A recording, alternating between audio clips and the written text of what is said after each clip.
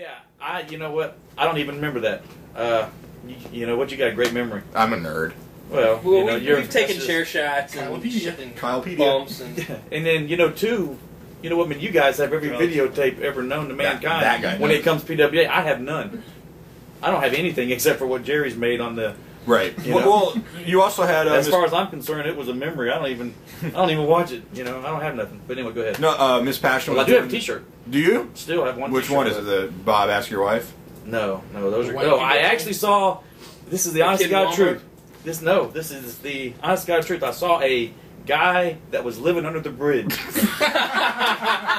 wearing his name is Bob, Ask Your Wife T-shirt. Vagrant. Really? I stopped and asked him where he got it, and he said, well, they gave it to me at the mission. Yeah. I saw it at the flea market. I saw Bobby Doll shirt. That's how you know you made it. You're somebody. Yeah. It was the I was on top! There was it's a picture of you kind of like standing cross-armed, and you've got like the kind of the backwards hat on, and it was like this real crappy drawing of that real picture, and I saw it at the fair, or not the fair, at the flea market. Really? It was a medium, or I would have bought it. For all of you fans out there, most of my stuff is either at the mission or at the TNW flea market. You can go down there and pick it up dirt cheap. Ken Lucas will sell you one. Ken Lucas He's will there sell you. every week. Yeah, there you go. But that. the early PWA days, it was mostly students. Yes. And then you had some local guys like Mercury McLeod. You know what? I had basically, I wanted everybody to work, you know, and that was what it was.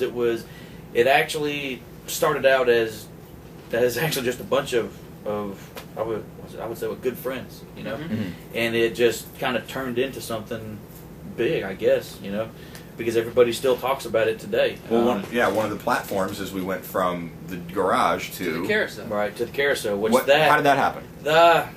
Talked with what's his name, Terry Thomas down there. Terry Thomas gave it. Well, he didn't give us his building. We actually paid for it. Right. That's a whole nother story. But he had ended up ripping us off for thousands and thousands. But anyway, that's a whole nother story. Well, we were on TV twice a week. Yes, that was an awesome thing.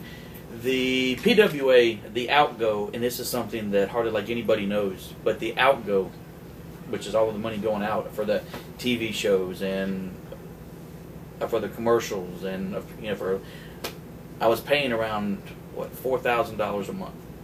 Wow. And so that's what it was costing me. That whole episode was never a money making deal. It was because I would take care of some of the guys. I had even heard you dog on me one day, like on the radio.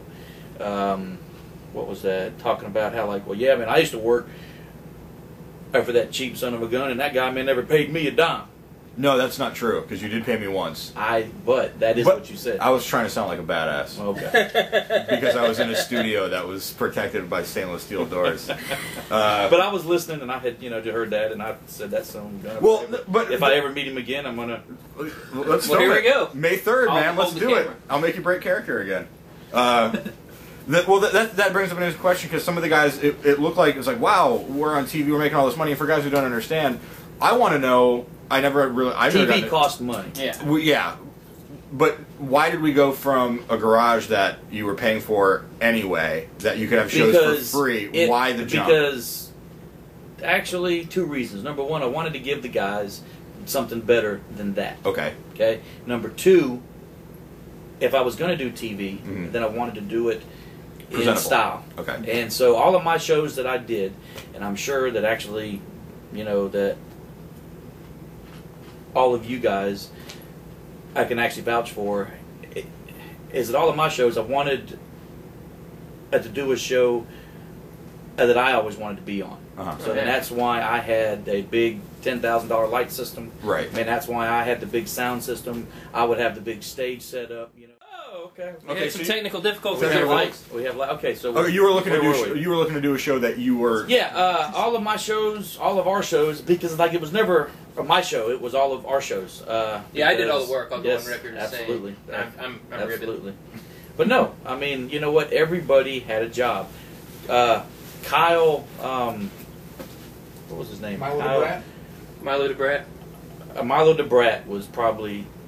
I mean, you know what, man? He's a genius. He was probably the best set designer that I've ever met. He made some really cool stuff. He was incredible. He was incredible. You know what? He actually came to me wanting to train as a wrestler, and he was all but 80 pounds. And did you say, "Get out of here, kid, you're too little"? No, you know what? He had the janitor. The janitor said it. Yeah. I actually told him that it probably would not work out, and then he kept coming back, and he wanted to be a manager. He just wanted to be in the business, and I hate kids like that. But yeah, right. That's Kyle. Named Kyle. Named Kyle. Yeah. But you know what, man? He was brilliant. He was absolutely brilliant. He had great ideas. And also he actually made all of the. Let's see, all of our stages, all of our, all of our desks, Yeah, he busted ass. Oh, little whiny, but yeah, he busted ass. Little whiny, complained a lot, but had every reason to, because,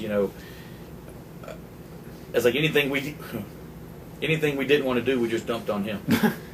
Oh, and he would. He was a good manager, too. Oh, yeah, it was really good. Yeah, I like Kyle. I see him out every now and again. You know what? Kyle was awesome. Kyle, but yet Kyle was one part of the actual PWA. That's what made it great, was that everybody busted their tail to make it what it was. Mm-hmm. And, all it was an indie show, but everybody worked together, man. You were just amazing with your ideas. Yeah, right. Yeah. Kyle hates being put over. But it also got to the point when we went from the garage, the PWA arena, and we went to the carousel. All of a sudden, there's like Chris Ace, Chad Cheatham, River D'Angelo, Nick Bonded. I would have guys come in the back. I would have people show up all the way from Texas. Yeah. Just to try to get a spot on the show. They didn't even know. Actually, Bondage, that guy drove all the way from Louisiana. Yeah. And, he was just so humble. And he says, if you can use me, that's great. And I'll do it for nothing. Right. And yet guys would show up, just hoping to work. And it's like Bondage came, and I was short somebody, and I just grabbed Bondage, Right. And then, it's like it was a instant bond, Yeah. You know what? He was just an awesome person. Bondage is great. He's one of my favorite people in the world. Unbelievable. I've got a great, after I injured my knee and I was doing that backstage stuff with the camera, I've got a great ass-kissing session of Bondage and you and Chris Irish, of you guys just, I appreciate everything. It's so horrible. It's like bad soap opera acting. I'll try to tack it on the end here or something. Oh, God. But you know what, though? But he's a great guy. All of that stuff in the office, though, The war room. Yeah. It was like in the the war room. Was all absolute serious. We absolutely, what's the word for it, man? We loved every single one of the guys. Because everybody gave their all. I will tell you this, the best match that I had ever saw there was the Backyard Boys up against New Era. Yeah. Hold that thought, because I want to work into that. Okay. We started doing the carousel shows. So we went from garage with about 100 people, right, carousel to about 250, and then it was like, where do we go from here? We're on TV twice a week. We had the hour show of the show, and then we had the hour-long call-in show Tuesdays and Thursdays. Yeah, boy, that was a mistake.